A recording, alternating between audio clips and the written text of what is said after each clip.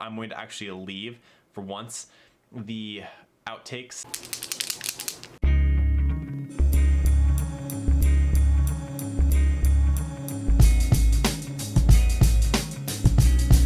This video is technically a two-parter, but you're not going to see the second part for quite a while because I haven't figured out how to shoot it yet.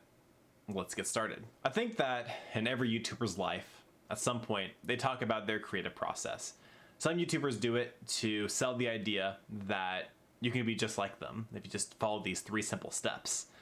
Other YouTubers do it because they're running out of content and it's a really easy topic to talk about. For me, I'm actually genuinely interested in the creative process. I actually really like talking about this kind of stuff, and I actually really enjoy pulling back the curtains as often as possible because I want people to remember that I am just a normal person. And although I'm not a large YouTuber with millions of subscribers and I've become like a god in the YouTube world, I think it's important to keep myself grounded as much as possible and to make sure that I can pull back the curtain, talk to you guys, off the cuff, and make sure that you understand where I'm coming from when I'm making content, because it creates more of a connection. So we'll start with the very basics, the idea. Before I can even make a video, I have to have some kind of idea of what I'm talking about. Now, occasionally, if I just can't think of anything, I will literally sit down in front of this camera, hit record, and sit there staring at a lens until I figure out what I'm talking about. And I've really done that before. And it pressures me into thinking critically about what I think is worth talking about, what can bring value to the channel, and what helps me fill up the quota of 1 video a day. Now, I haven't had to do that in a while because I have adjusted pretty well to grinding out ideas in my free time. Now, the way that I record that is twofold. I can either use my handy dandy journal, which I do fill up pretty often, or I make notes whenever I'm at work on my phone. Now, I don't transfer those notes to the journal. I think it's redundant. I think it's a waste of time. I don't need to feel like I'm filling up a journal. Okay, this is just a tool. I'm just a tool. But I write down ideas pretty often. Anytime something comes up that I think would be even remotely an interesting video idea, I will write down somewhere. Now, it's possible, and it's happened in this book already, where I have ideas where I'm not even sure if I'll ever do them because either they're not interesting or I don't think that I'm up for the challenge of making that kind of video with the vision that I had. Whatever it might be, I think it's important just to write those ideas down. The reason why is because there are times when I've written an idea down, and from that idea, I had other ideas.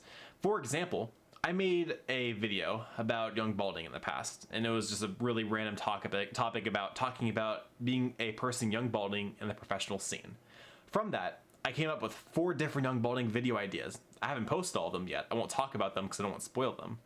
But because I wrote down that one idea, several other ones spawned from it. So I think it's important to be writing down and recording those ideas because you can look back and get inspiration from them later on. You're like double dipping the inspiration and creativity. It's fantastic. Once I have an idea of what kind of video I want to do, usually it's a topic I want to talk about, the next step for me is giving a rough framework in my head of how I want to approach it. Now, I don't script my videos. Very occasionally, I will write down bullet points for the topics that I want to talk about. But because this isn't scripted, I do a very, very loose bullet point. It's like, hey, talk about A, vamp, B, vamp, C, done. I won't do things like, yes, on Saturday, the 9th in 2009, I sitting there on my couch eating a potato chip. I don't do that. I think it's dumb. I think that it feels less genuine and less raw. And I really like giving that connection and giving that share of consciousness to you because I think that it portrays a more honest idea of what I'm trying to get at. We'll use a simple young balding idea as the concept for this example. Let's say I want to do a video talking about young balding and why it doesn't matter. I fill out the idea. I'll think of some main talking points like, oh, well, your self-image is more important than other people's perception of you. You can't control it, so you might as well accept it and find things you can control to feel more confident. And it's very normal to go bald at a certain age and yada, yada, yada, yada. You get the point. So I'll think about the main talking points, and then from there, I go on with the video. And then typically, if I don't like how it turned out, I'll either just not upload it or I might re-record it. It doesn't happen very often where I end up doing that. If a video is a train wreck, I might just hit unrecord and just restart the video. So I might be like 5 minutes into a 10-minute video, realize I just don't like the direction it's going, turn it off and go again. What's nice about that is that you're still getting a pretty raw idea of what I'm getting at. I'm still not scripting it. I just rehearsed it technically halfway through once. And from that 5 minutes that I just cut, I'll probably only talk about 3 minutes of it because I've cut out all the fluff. I didn't have all the cuts, not all the pauses. I've probably consolidated some of the information because I'm frustrated, but occasionally I'll have to re-record, which is fine. From there, the rest of the process can be kind of tedious, at least in my eyes. After I finish, usually it's bulk recording, maybe 3 to 7 videos depending on the day and my mood and my creative process. I'll then put all the videos onto my computer, and then I will title all of the raw files something loosely related to the topic of the video. That just gives me an idea of what I'm getting into when I start editing, because I don't edit all my videos at once. I usually edit one video a day because it's just easier and more manageable for me to do mentally. I can't hear my voice for that long. It's just too much effort, too much energy. So I'll title those, and then I will go in, edit one a day. I'll go through the editing process. I try to cut out spaces. I will occasionally leave them because it feels more natural and I can pause, but if I do this for too long, I just don't like having it there. If I'm not being emotive, not being expressive, I'm just sitting there and thinking, or if I get distracted and look at something, or ooh, new shiny object, I'll cut it out.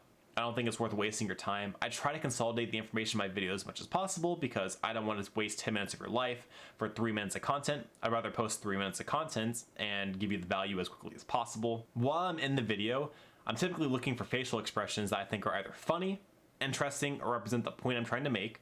I'll then screenshot it, and the reason why I don't take pictures is because the picture file sizes are too large for me to upload onto YouTube as a thumbnail.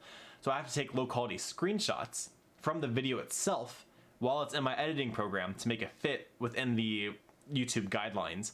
And then I'll go through the rest of the video, I will edit it, render it, upload it into an MP4 file. I'll usually do 1080p at the highest quality possible, between 1 to 3 gigabytes worth of data depending on the file size. Then while it's uploading onto YouTube, I will work on the thumbnail.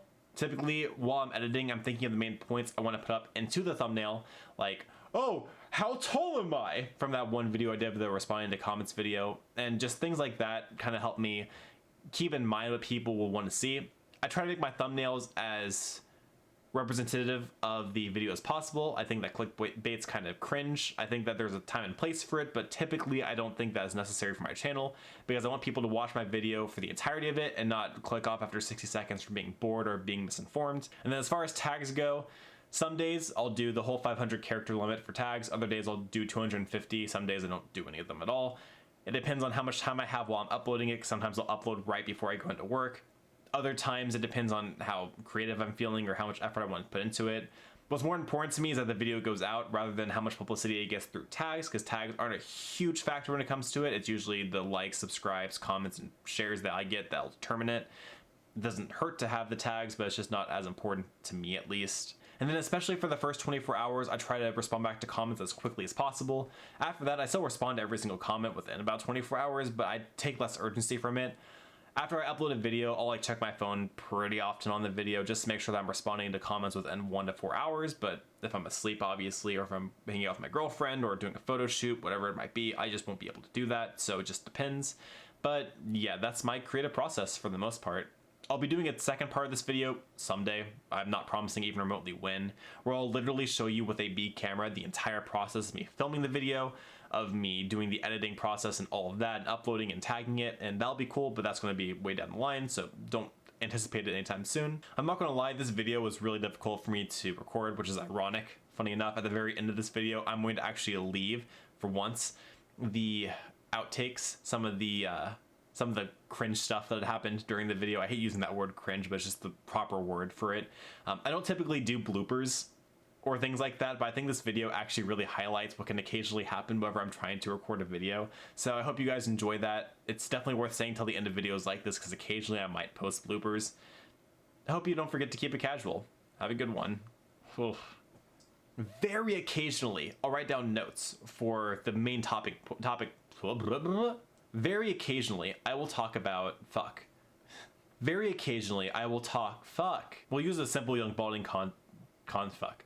So I'll think about the main topic, fuck.